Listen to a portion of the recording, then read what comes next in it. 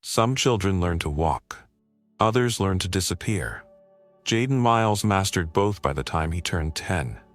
In the manicured silence of Oak Ridge Preparatory School, where uniforms were pressed like promises and names on brass plaques outnumbered black students 2-1, Jaden Miles had learned a painful truth early. The world didn't always ask you to lie. Sometimes it just refused to believe you when you told the truth. And so he stopped trying.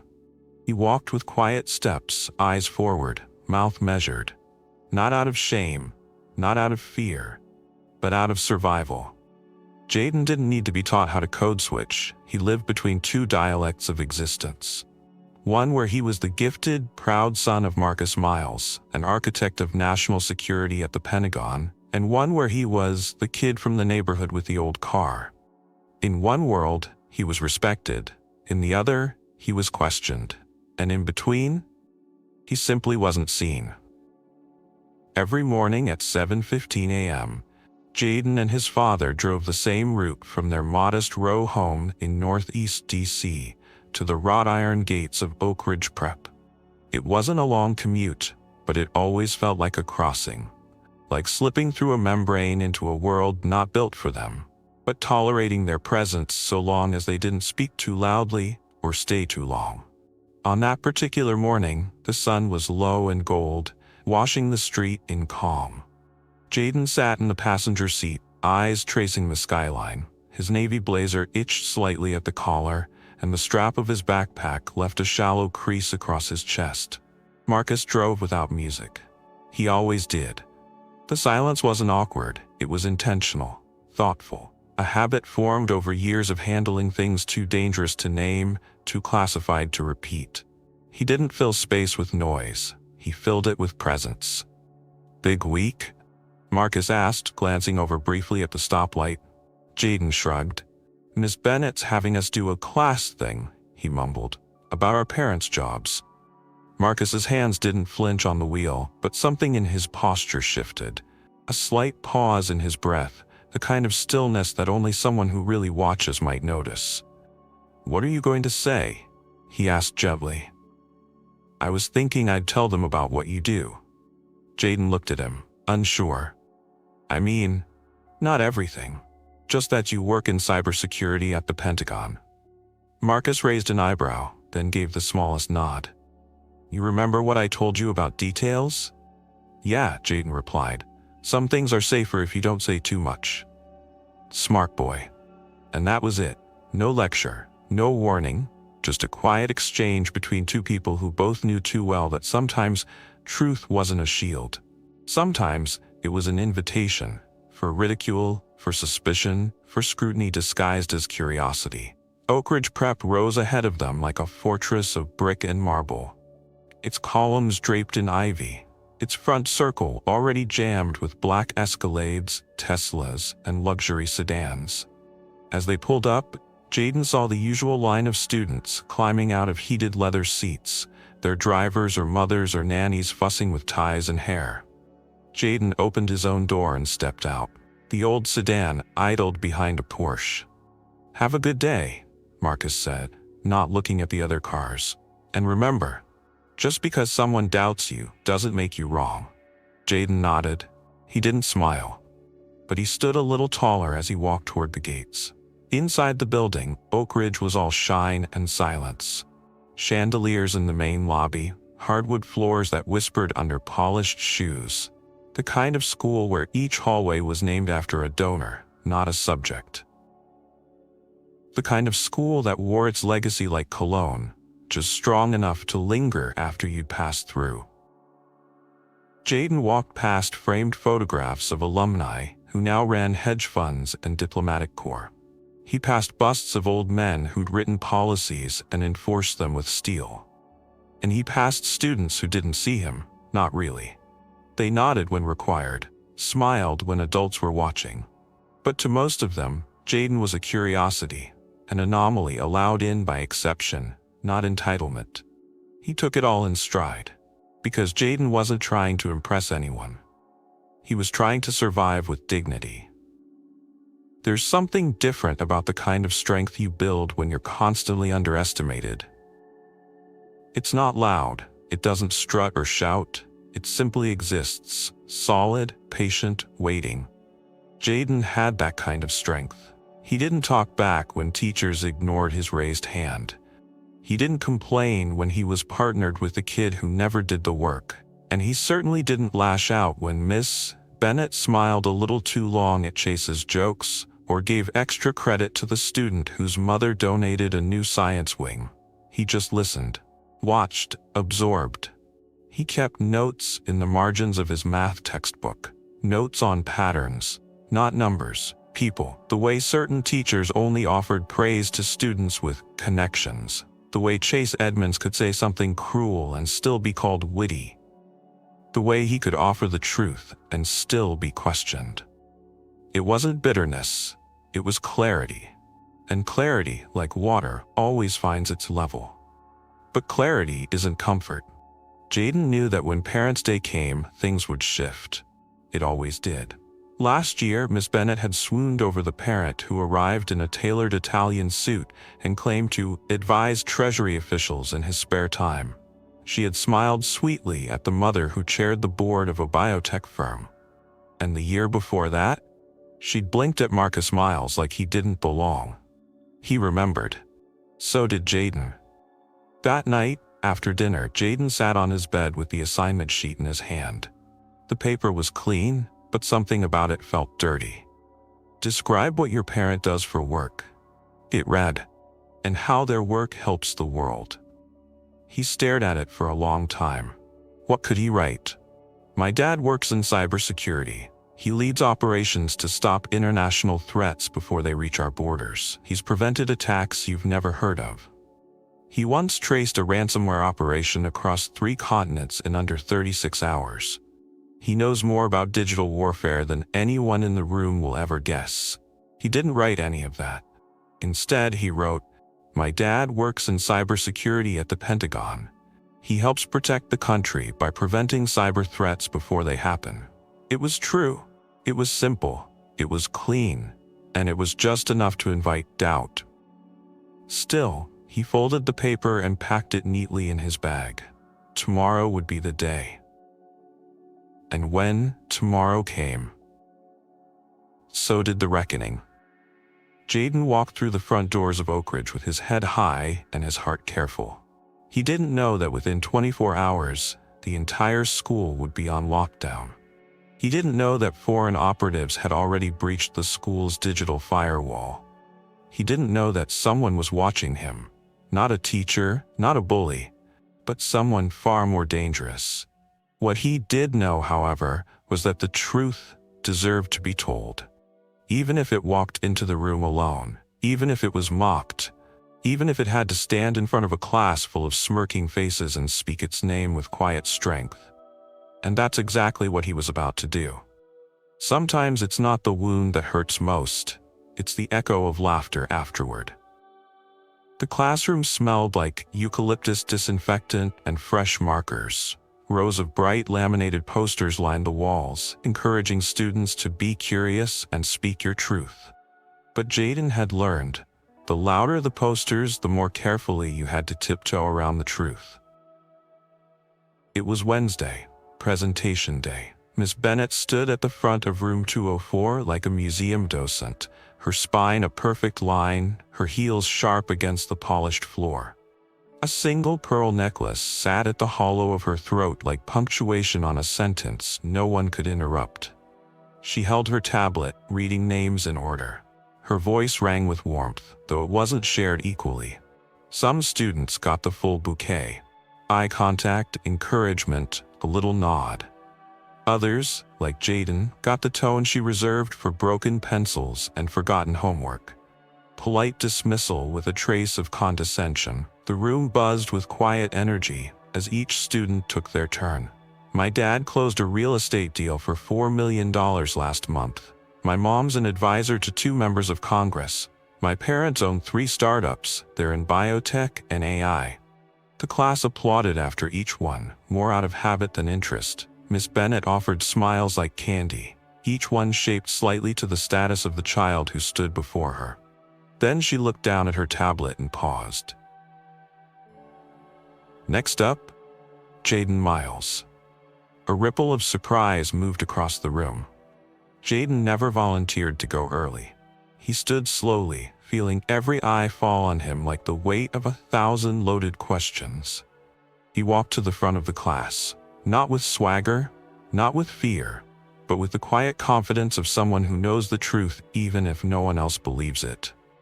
"My name is Jaden Miles," he began, "and my dad works at the Pentagon. He's in cybersecurity operations." He said it clearly, calmly. Not a hint of arrogance, not a shred of exaggeration, but the room didn't go silent out of respect. It went silent like it does before a storm. In the back corner, Chase Edmonds tilted his head, already smirking. His blazer collar popped just slightly, his hair sculpted by a mother with a private stylist and too much ambition. "Wait," Chase said, loudly enough to be heard. "Your dad works at the Pentagon?" Jaden nodded. "Yes. What does he do there? File paperwork or mop the floors?" The class giggled, not explosive laughter.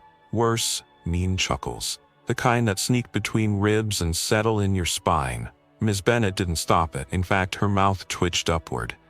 Now, she said, a touch too amused. "Let's let him finish." Jaden blinked once, but he didn't move. He didn't fold. "He works in security infrastructure," he said. "Cyber operations. He stops digital threats before they can reach the country." More laughter. This time from Sophia Green, whose mother sat on 3 boards and liked to mention it at every parent event. "Security? That's what my building manager does," she whispered to the girl beside her. Jaden could feel the blood rise in his ears. But he held his ground. Then Ms. Bennett leaned forward, eyes narrowed with faux curiosity. "And what exactly does your father do, Jaden? Is he the director of the Pentagon?" A few kids snorted. Jaden answered anyway. "No. But his clearance level is higher than most." That should have been enough. But Ms. Bennett, still smirking, turned to the class and delivered the line that would echo in Jaden's head long after the school bell rang. "Well, that's quite the imagination. Next time, let's try to stick to reality, shall we?" The silence that followed wasn't still. It was dense, loaded with shame, and no one moved to break it. No one clapped, no one defended him. Even Leo, his best friend, the one kid who had stood up for him before, just sat there, lips pressed into a line, unsure whether to risk drawing fire. Jaden stood there, not sure whether to fight or vanish. But Marcus's words came back to him. "Just because they doubt you doesn't mean you're wrong." So he didn't argue. He didn't explain. He just turned, walked back to his seat, and sat down. His hands trembled, but only slightly, and only under the desk where no one could see. There's a special kind of cruelty in public dismissal. It doesn't just make you feel invisible. It makes you feel small in front of people who already think you are. Miss Bennett moved on quickly.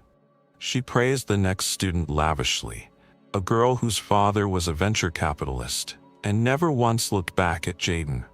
But he felt every look on him, not of admiration, not of curiosity, but of quiet consensus. They didn't believe him. Because in their minds, kids like Jaden don't come from parents like Marcus. That kind of job? That kind of power? It belonged to men with country club memberships and 4-car garages. Not someone who drove a weathered sedan and picked up his son in a zip-up jacket. That night, Jaden said nothing at dinner. He stirred his food, smiled when spoken to, excused himself early. Marcus didn't press, he watched, he listened. And later, when Jaden finally said the words, "They laughed when I said you work at the Pentagon," Marcus went still. He didn't raise his voice. He didn't slam the table. But something behind his eyes changed. Like a safe door swinging open and revealing steel beneath. "Did your teacher correct them?" "No," Jaden replied. "She started it." Marcus nodded once, slowly. Then he looked at his son and said 3 words that Jaden would remember forever. "I'll be there." Not as a father trying to impress a classroom, not as a man trying to prove his worth, but as a symbol of every father who's been underestimated, every son who's been ridiculed, and every truth that's been mistaken for a lie. Parents' Day was 2 days away. And this time, truth wasn't coming quietly. It was going to walk into the room wearing a badge and change everything. Some men speak with their mouths. Others speak with their presence. Marcus Miles spoke volumes without uttering a word. When you grow up with a father like Marcus, you learn early that silence doesn't mean absence. It means calculation, listening, patience forged in danger. Jaden had never seen his dad yell. He never had to. When Marcus disapproved of something, his expression tightened by exactly 1 degree. When he was angry, the air around him shifted, just slightly, like the static before a thunderstorm. That night, the air in the house changed. It was subtle. The hum of the refrigerator felt louder. The sound of a spoon tapping a plate echoed longer than it should have. And Marcus, always deliberate, always steady, checked the front door lock twice. Dinner was quiet. Jaden sat at the kitchen table, picking at his food, the shame of the school day still clinging to him like sweat. Across from him, Marcus glanced at his son's untouched plate. He didn't ask if Jaden wanted to talk. He already knew. Instead, he waited until Jaden said the words himself. "They laughed at me, at school." Marcus didn't blink. "What for?" Jaden hesitated, then looked up. "I said you work at the Pentagon." A long pause. "Miss Bennett made it sound like I was making it up." Marcus nodded. Just once. No outrage, no theatrics. But Jaden noticed the muscles in his jaw twitch, the way his fingers curled inward on the table's edge. He continued, voice smaller now. "She said I was probably pretending. That maybe you were just a janitor." Silence. "Then, anyone else speak up?" Jaden looked down. Leo wanted to, but she shut him down. Marcus sat back in his chair, exhaled through his nose, and then, in a tone that was impossibly calm, and yet unmistakably final, he said, "I'll be at Parents' Day." That simple promise landed with the weight of a gavel. Jaden blinked. "You can get off work?" Another pause, then a thin smile. "I'll make time." It was the kind of statement that didn't beg approval. It was a move already in play. Marcus stood from the table, his chair sliding back softly. He carried his plate to the sink, washed it with quiet efficiency, dried his hands with the towel near the window. And then, with his back to Jaden, he said, "Just because someone has authority doesn't mean they have wisdom." Jaden said nothing, but something in him shifted. A part of him, shaken by humiliation, began to steady, the way a tree regains its footing after the storm moves past. Later that night, Marcus stood in his study, staring at a glowing wall of data. It looked like a normal home office. A few books, a worn leather chair, a laptop, some framed photos. But if you looked closer, you'd notice the laptop was military grade, that the books were hollowed-out shells for encrypted drives, that the small speaker tucked on the desk was connected directly to a secure DC server. He was reviewing system pings from the past 72 hours. One anomaly caught his eye. Unauthorized access attempt. Location, Oak Ridge Preparatory School. Server target, internal network, student records. It wasn't just a random phishing attack. It was surgical, designed to go unnoticed, and worse, it carried a signature he recognized. Foreign, high-level, potentially state-sponsored.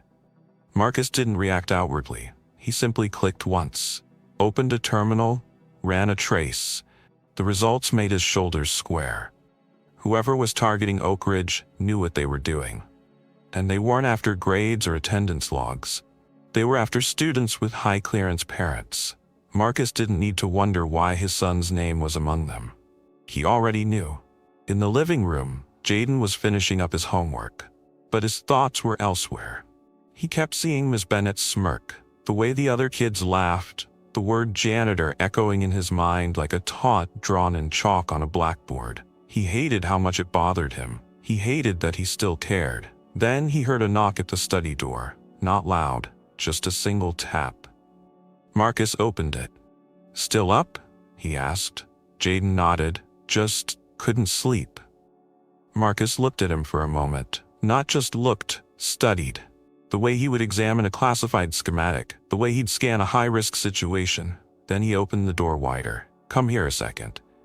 Jaden stepped in. For a moment, he felt like he was trespassing in a sacred space. The room didn't feel like home, it felt like mission control. His father's screen displayed maps, data logs, strings of code, and right there in the corner of the display, the Oak Ridge crest. Jaden swallowed. "That's school, right?" Marcus nodded. "Yes." "Why is it on your screen?" Another pause. Then Marcus replied, "Because someone tried to get into their system, not to hurt it, to observe." "Observe what? You, others like you. Because of what you do?" Marcus didn't answer directly, but his eyes said everything. Jaden sat in the chair opposite the desk. He didn't fully understand, but he understood enough. "Are we in danger?" he asked softly. Marcus leaned forward. "Not today. Not if I have anything to say about it." At 2:11 a.m., while Jaden finally drifted off to sleep, Marcus stood once again by the front window. The street was quiet, dark, except for the black SUV idling half a block down. No plates, no movement. He didn't flinch. He simply sipped from a glass of water, the condensation wet against his fingers. "You picked the wrong family," he murmured. And then he did what men like him are trained to do. He planned, because the classroom had laughed at his son, and the school had doubted his worth. But behind the curtain of that ordinary family was a storm none of them saw coming. Most storms announce themselves with thunder. The dangerous ones arrive quietly. The halls of Oak Ridge Prep were asleep. Classrooms sat dark, projectors dimmed, laptops closed, servers humming faintly beneath floors polished to a high gloss. But something else moved through the school. Not footsteps, not shadows. Code. A slow, silent line of code, threaded through ports and permissions like a whisper in a crowded room. It didn't break the doors. It knocked gently, mimicking credentials, hiding in subroutines. It didn't take anything. It watched. And no one inside the school knew. No one, except Marcus Miles. At 3:13 a.m. in his home office, Marcus sat in front of a screen filled with data. He wasn't blinking. He barely moved. The room was dim, the glow of encrypted programs dancing across his features. One earbud rested in his ear, filtering in classified feeds from the Pentagon cybersecurity division. His other hand tapped keys with mechanical rhythm, tracking, logging, analyzing. What he saw had all the hallmarks of a reconnaissance probe, one of the more advanced ones. But what caught his eye wasn't the breach itself, it was where it led. Not into defense contractor networks, not into military systems, into the digital records of Oak Ridge Preparatory School. And not just general records, student profiles. His son's name had been queried 4 times in the last 48 hours. All 4 times from masked IPs that bounced through proxies in Singapore, Prague, and Madrid. Marcus didn't panic. He analyzed. He wrote 3 lines of code to mirror the intruder's actions, tracing packet behavior to detect patterns. Then he cross-referenced Jaden's activity, class schedules, device usage, even the cloud storage connected to his school tablet. That's when he saw it. At 11:34 a.m. the previous morning, the same hour Jaden had stood at the front of the classroom being laughed at, a background process had silently activated on the school server. It attempted to sync with multiple student devices, searching for overlap in home network access. It wasn't targeting Oak Ridge. It was targeting the homes of high-clearance families. Families like his. Marcus closed the laptop slowly, thoughtfully. Someone wasn't just watching. They were mapping. They weren't stealing files. They were preparing extraction routes.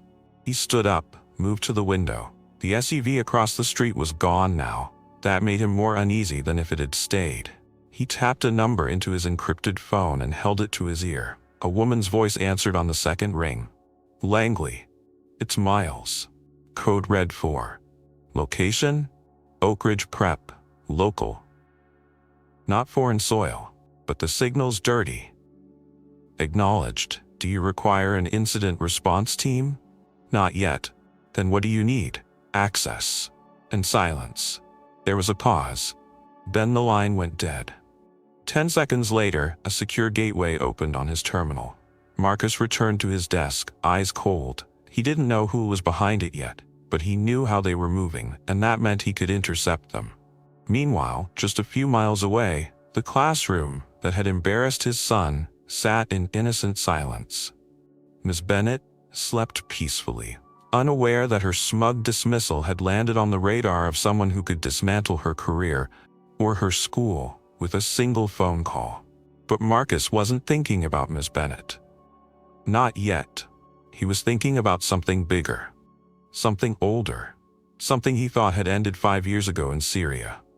There, in the dry heat of a forgotten border operation, he had dismantled a rogue intelligence cell attempting to launder cyber weapons through shell NGOs.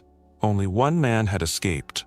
A man named Gregor Laskin, a former GRU tactician turned private mercenary with a grudge against US intelligence and a talent for disappearing between jurisdictions. Marcus hadn't heard Laskin's name in years. But the breach patterns, the signature codes, the surgical nature of the digital infiltration, it all pointed to him. "You're not just watching," Marcus muttered. "You're choosing targets." And if Jaden's name was on that list, then this wasn't just about cybercrime. It was personal. At dawn, Marcus made breakfast as usual. Eggs, toast, orange juice. Nothing changed on the surface. Jaden came downstairs groggy, rubbing his eyes, dragging his backpack like an anchor. "You sleep okay?" Marcus asked. Jaden shrugged. "Kinda. No weird messages on your school tablet? Nothing strange?" Jaden frowned. "No, why? Just checking." They sat across from each other, eating in a silence that was thick, but not tense. Jaden looked up suddenly. "You ever get scared?" Marcus stopped chewing, considered the question. Then he nodded. "All the time." Jaden blinked. "Really? Fear's a warning," Marcus said. "It means something's important. It means you're paying attention." "So, what do you do with it?" Marcus looked at him squarely. "You listen to it, and then you prepare." As he dropped Jaden off at school that morning, Marcus held his gaze a moment longer than usual. "I'll see you soon," he said. Jaden nodded. "At Parents' Day. Before that." "Why?" "Because sometimes the world doesn't wait for appointments." Then he drove away. And inside that black SUV parked once again across the street, a man in a gray maintenance uniform raised a camera. He snapped a photo of Jaden as he entered the school, then lowered the lens, smiled faintly, and whispered something into the mic hidden in his collar. Target confirmed. The ghosts were no longer digital. They had walked through the firewall and into the building. And Marcus Miles was running out of time. Before danger breaks your door down, it parks across the street and watches you sleep. It was the second morning in a row the black SUV appeared. Same make. Same tinted windows, same position, exactly 47 feet from the Miles home. Facing west. Parked on the opposite curb beneath a flickering street lamp that buzzed faintly in the early light. Marcus saw it the moment he opened the blinds. He didn't flinch, didn't draw the curtain, didn't call it in, he just watched it back. A quiet exchange between sentinels, one willing, one uninvited. There were no markings, no license plates. The windows were so dark they mirrored the sunrise. And yet, Marcus could feel the attention radiating from it.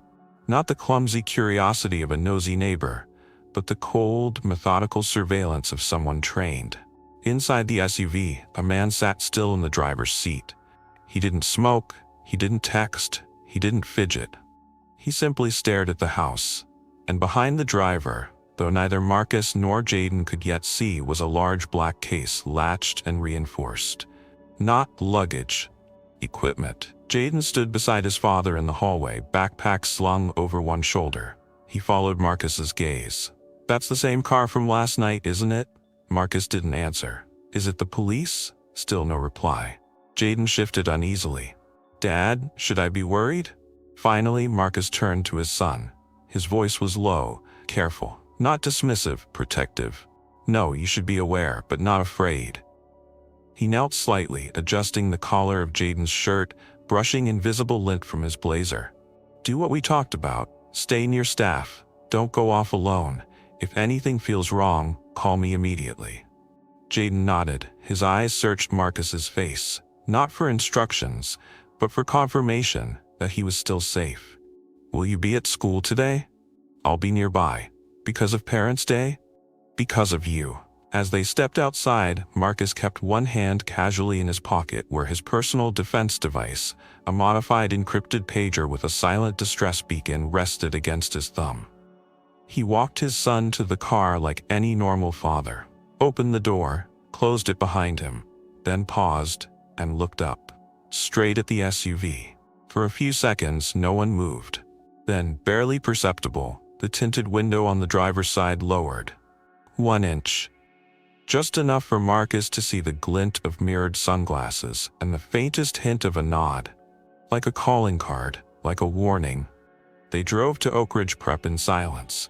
But it wasn't the silence of routine. It was the silence of prelude. Like the pause before a piano drops its first chord. Like the moment before a trigger is pulled.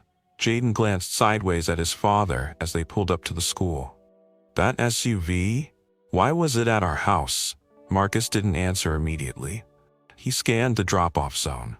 Parents, students, teachers waving perfunctorily, a school security guard sipping coffee and half watching the curb. "Because some people want to know things about us," Marcus said slowly. "About who we are, about what we know." "Because of your work?" Marcus hesitated. "Yes, but now it's more than that." Jaden frowned. "Like what?" Marcus reached into the glove box and pulled out a small silver badge clipped to a leather case. He handed it to his son. It was heavy, Pentagon issued.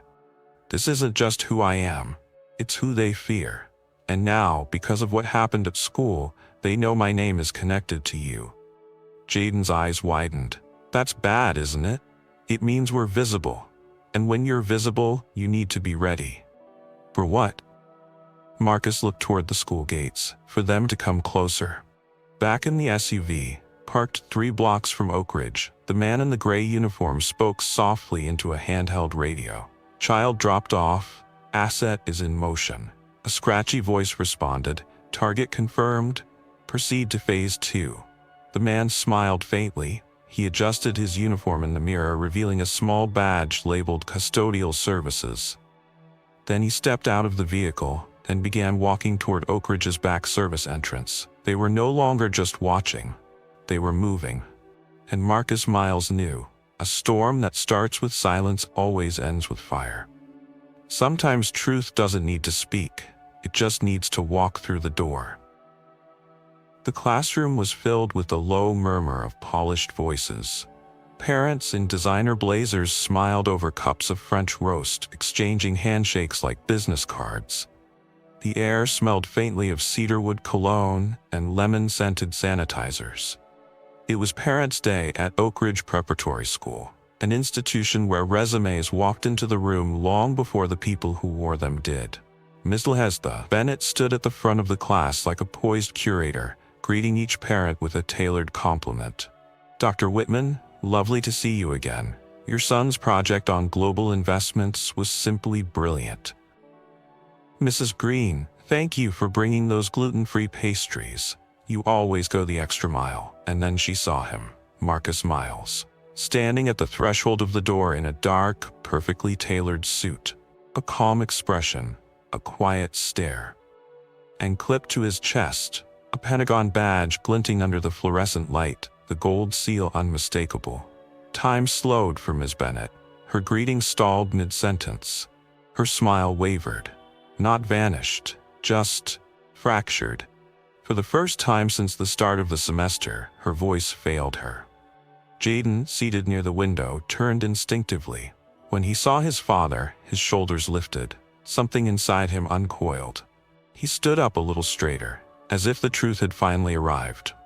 Marcus walked into the room like someone who didn't need to prove anything, because he didn't. He shook no hands. He handed out no business cards. But as he passed each row of desks, heads turned. Conversations stopped. Even the students, some fidgeting, some bored, sensed the shift. Ms. Bennet moved toward him, regaining her professional poise with forced elegance. "Mr. Miles," she said, trying for charm. "Welcome. I wasn't sure you would be joining us today." Marcus offered a neutral smile. "I wouldn't have missed it." She gestured toward a parent chair, across the room near the coat hooks. Far from the center, far from the front. Marcus looked at it, then chose a different seat. Front row, beside Jaden.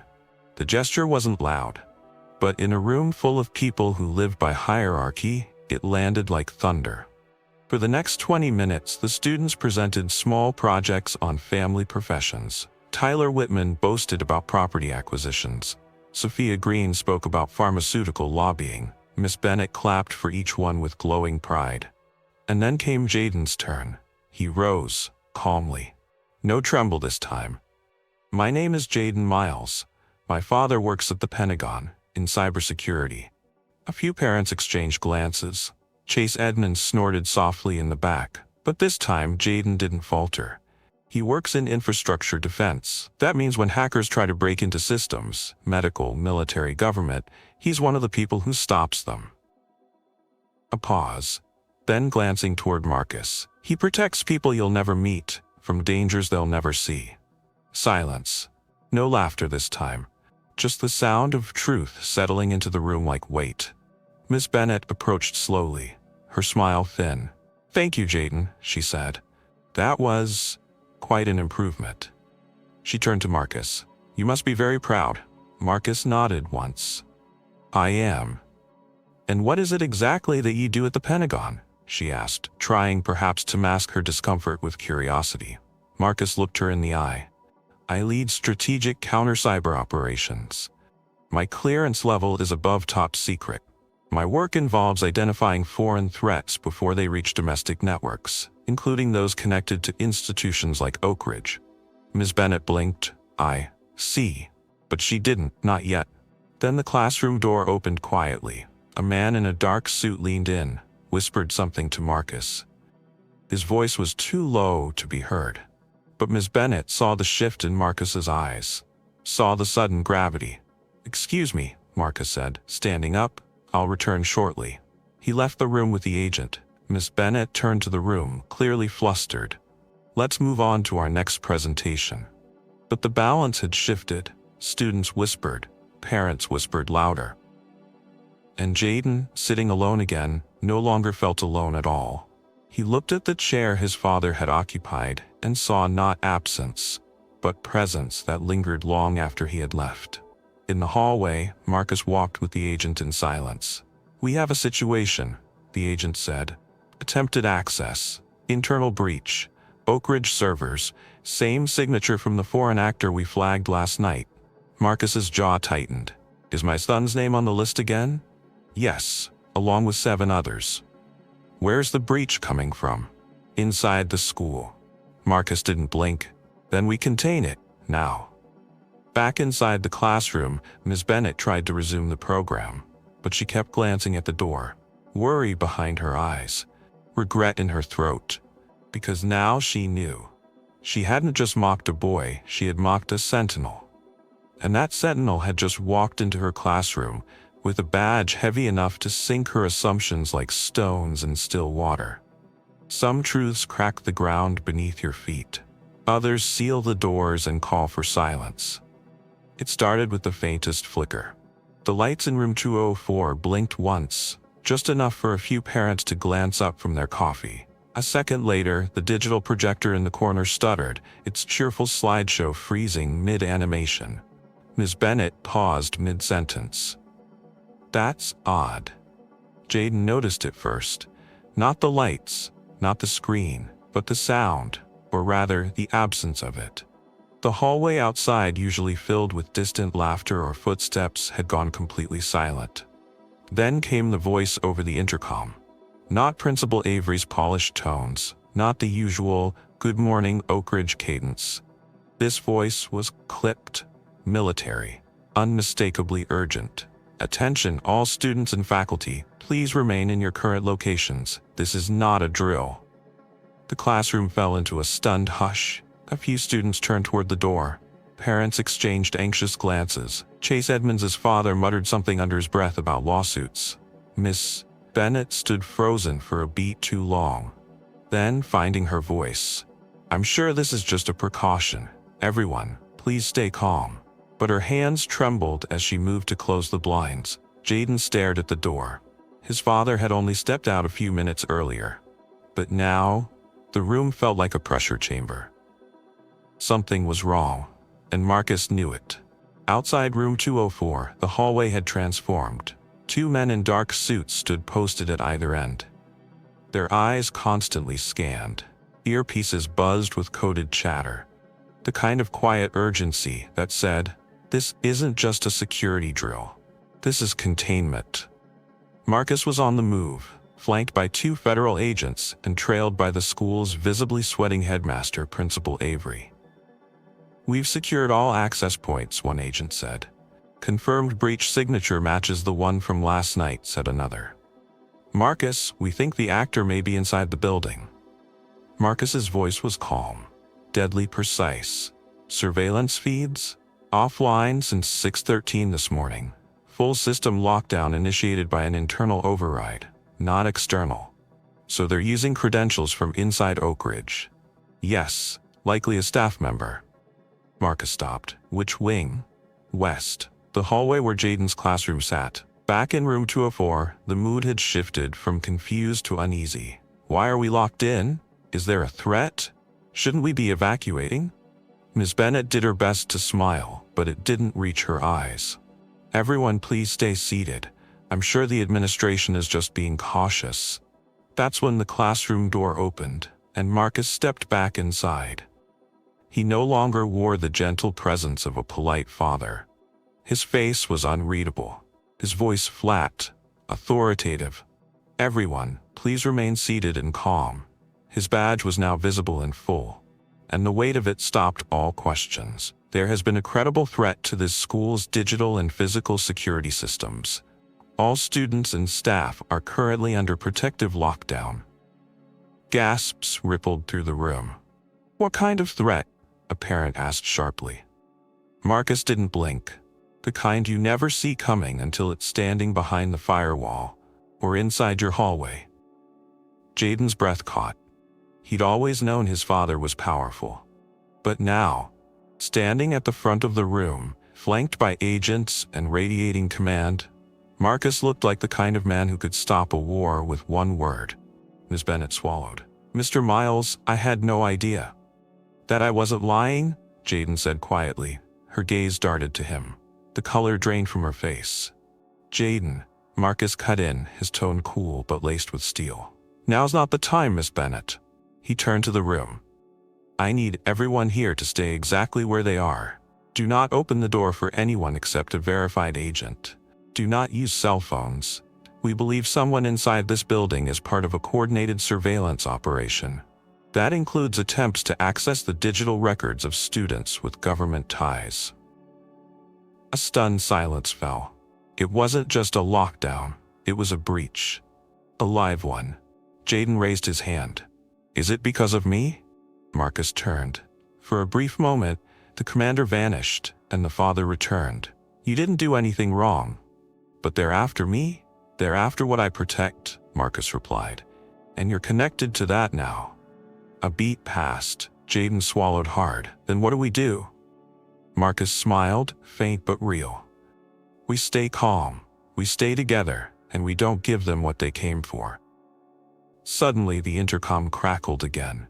"Suspicious activity detected near the west stairwell, possible unauthorized access." Marcus's eyes snapped toward the hallway. "Secure this room," he told the agents. "No one in, no one out." He turned to Jaden. "You stay here. But Dad, stay with your truth," Marcus said, squeezing his shoulder. "I'll handle the lies." And with that, he vanished back into the corridor, where the breach was no longer theoretical. It was walking on his son's floor. Sometimes the most dangerous people don't need to raise their voice. They just need to be close enough to listen.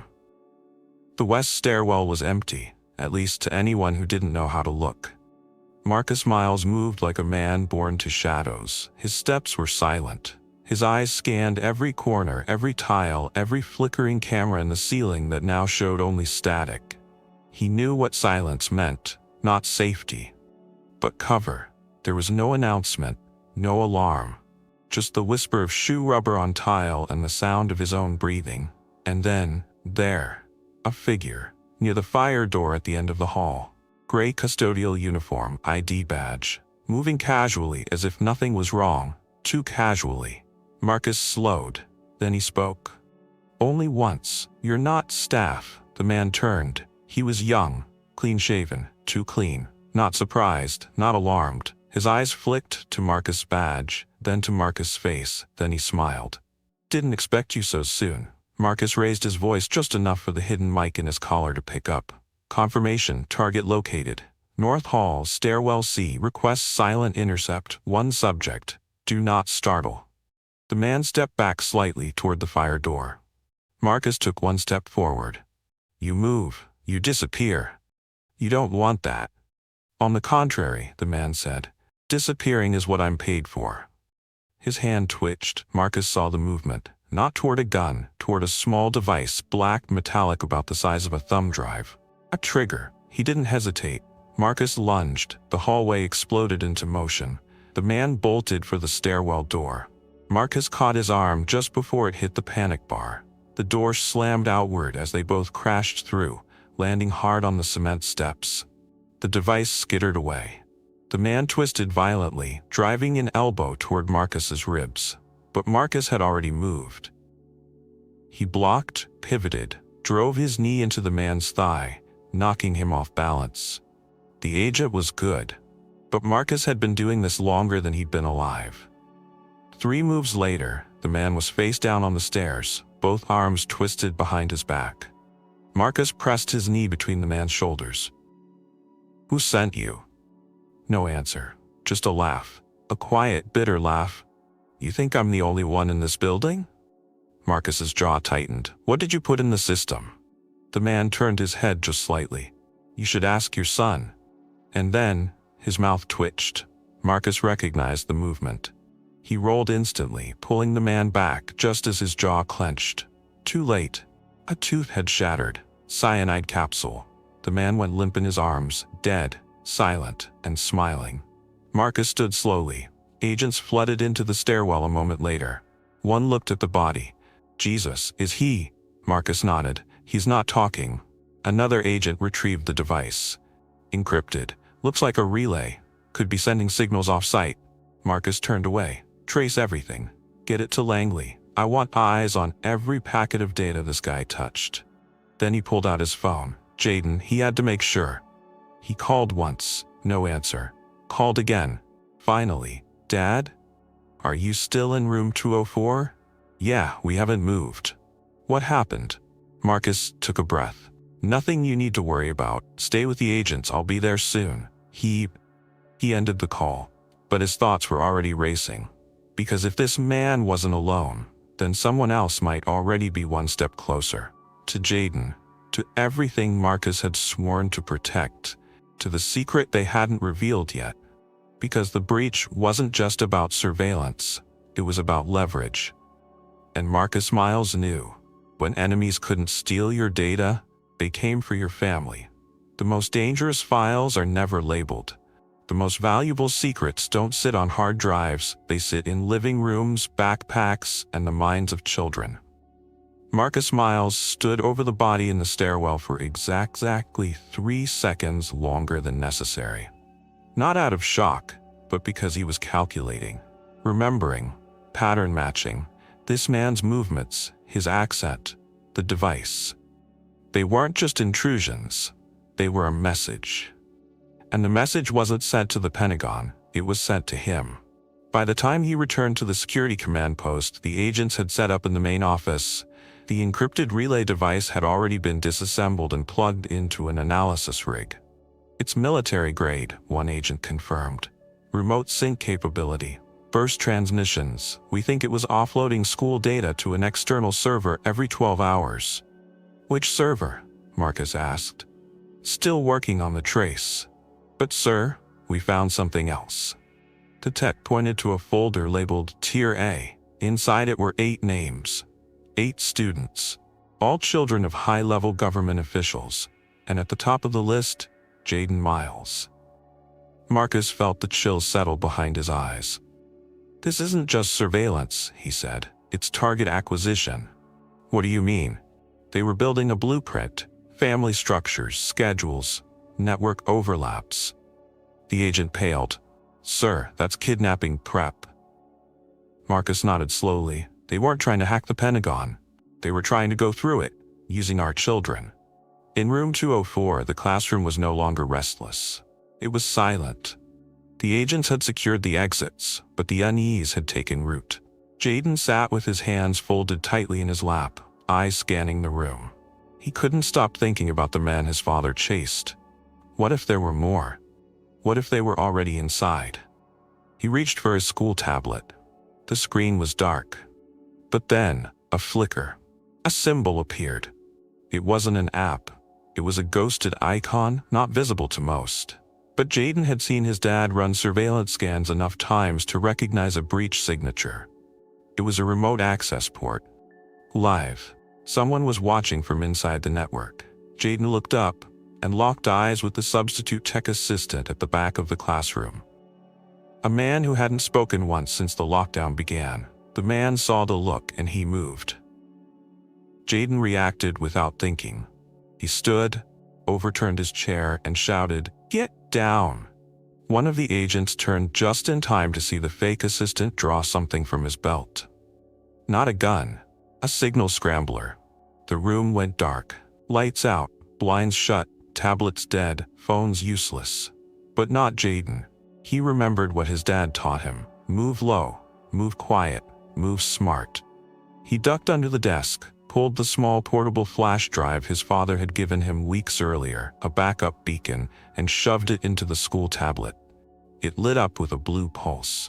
Miles away, Marcus's handheld tracker buzzed to life. Beacon triggered. Room 204. Unauthorized signal disruption. Marcus didn't ask permission. He ran. Inside the classroom, chaos erupted. The fake assistant grabbed a student by the arm. Not Jaden, but Leo, the kid who had tried to defend him days earlier. Jaden crawled toward them, heart pounding. The agent moved to intercept, but the attacker threw a stun baton, catching him in the ribs. Then, before anyone else could move, Jaden leapt. He tackled the man from behind. Not strong enough to stop him, but enough to make him stumble. The baton fell. Leo broke free. Jaden rolled away, and in that instant, the door burst open. Marcus entered like a thunderclap, weapon drawn, eyes locked. One shot, clean. The fake assistant crumpled. Agents flooded the room. Students screamed. But it was over. Marcus rushed to Jaden, checked for injuries. "I'm okay," Jaden said, breathing hard. "I saw the signal. I recognized it." Marcus froze. "You what?" "I remembered what you showed me, about ghost ports. I triggered the beacon." Marcus looked at his son. Really looked. Not as a child to protect, but as someone who had just saved a room full of lives. Later, in the aftermath, as agents collected evidence and Principal Avery gave a trembling press statement, Marcus and Jaden sat alone in the hallway. Jaden looked up. "Dad, was this all about your work?" Marcus nodded slowly. "Partly, but it was also about you." "Why me?" "Because the most powerful systems aren't servers. They're stories, legacies." He placed a hand on Jaden's shoulder. "They didn't come for a file. They came for a future." Jaden looked down. "Then we stopped them." Marcus smiled. "No, you did. Because in the end, they hadn't just underestimated Marcus Miles. They'd underestimated the son of a sentinel, and that was the last mistake they'd make. Justice doesn't always arrive in courtrooms or headlines. Sometimes it shows up in the quiet, deliberate decisions that change everything." 2 weeks had passed since the attempted abduction at Oak Ridge Prep. The headlines had already moved on. But Marcus Miles hadn't. Neither had Jaden. The school was quiet now, patrolled not just by private security, but by federal agents posing as faculty and maintenance staff. The children were back in their uniforms, but nothing felt the same. The illusion of safety had been pierced, and it wouldn't be restored by PR statements or morning assemblies. Principal Avery had resigned. Ms. Bennett, after 2 closed-door investigations and a formal apology to the Miles family, had voluntarily enrolled in a Department of Education bias and equity program, the first of its kind initiated through a joint Pentagon civil sector memorandum. Marcus didn't ask for her resignation. He asked for change. And now, it was happening. On a crisp Monday morning, Marcus stood before a joint committee in Washington, D.C. Lawmakers, intelligence officers, educators, and cabinet officials filled the room. He wore the same quiet suit he wore the day he walked into room 204. His words were calm, but every syllable carried weight. This wasn't just an attempted kidnapping, it was a breach of trust. Not just between citizens and institutions, but between parents and the systems meant to protect their children. He showed them the Tier A list. He showed them the surveillance infrastructure that had been hidden in school networks. He showed them how national security now required a new definition, one that included digital hygiene, faculty screening, and a restructuring of how schools handled data access. The next war won't start on battlefields. It will start in classrooms, disguised as PTA meetings and server updates. His testimony led to immediate policy shifts: grant funding for school cybersecurity, mandatory breach detection systems for all private institutions with government-connected students, and a new clause written into the Federal Education Privacy Act. All personnel with access to student data must undergo background clearance and encrypted system training where applicable. A direct result of one man and one boy. Jaden watched most of it on a live stream from home, curled up on the couch beside his mom, a blanket around his shoulders. When Marcus returned that night, Jaden ran to the door. "They called you a hero," he said. Marcus shook his head. "No. They called attention to a system that needed fixing. The real hero?" He looked at his son. He was the one who recognized a silent threat before anyone else did. Jaden smiled. "So what happens now?" Marcus glanced at the window where for the first time in weeks no SUV idled across the street. "Now we live, we stay alert, and we make sure they know the next time they try to take something from us, we'll already be standing in their way." In the weeks that followed, Oak Ridge saw more changes. Ms. Bennett returned, quieter, more self-aware. She asked Jaden to help her design a new student-led tech initiative. He accepted. Not out of forgiveness, but because building something better was the only thing that made sense now. On the final day of the semester, Jaden presented his project. Digital shadows, what schools don't know can hurt us all. He spoke clearly. He spoke without fear. He told his story, the whole story. And when he finished, the room didn't clap. They stood, even Miss Bennett. And Marcus, watching from the back of the auditorium, felt something in his chest finally release. Not the fear, not the anger, but the weight of carrying a truth no one had believed until his son had the courage to speak it out loud. Because in the end, this wasn't just about firewalls, espionage, or surveillance signatures. It was about something far older, the dignity of being believed, the strength of standing firm, and the unstoppable power of a boy who refused to shrink when the world told him to. Jaden Miles wasn't just his father's legacy. He was his own. Sometimes the most dangerous thing we can do is doubt someone just because they don't fit the story we expected. This wasn't just a tale about espionage or a father who works for the Pentagon. It was about a boy who was laughed at for speaking the truth, and a world that only listened after the truth walked through the door in a suit, a badge, and the quiet weight of experience. It's about how easily we overlook others, how assumptions become armor for our biases, and how dignity is often won in silence long before it's recognized in public. But most of all, it's about legacy. Not the kind that's inherited through medals or titles, but the kind that's earned through courage, resilience, and standing firm in who you are when others try to diminish you. What did you take away from this story? Did it remind you of a time you were doubted, or a time you had to prove who you really are? Let us know in the comments. We read everyone.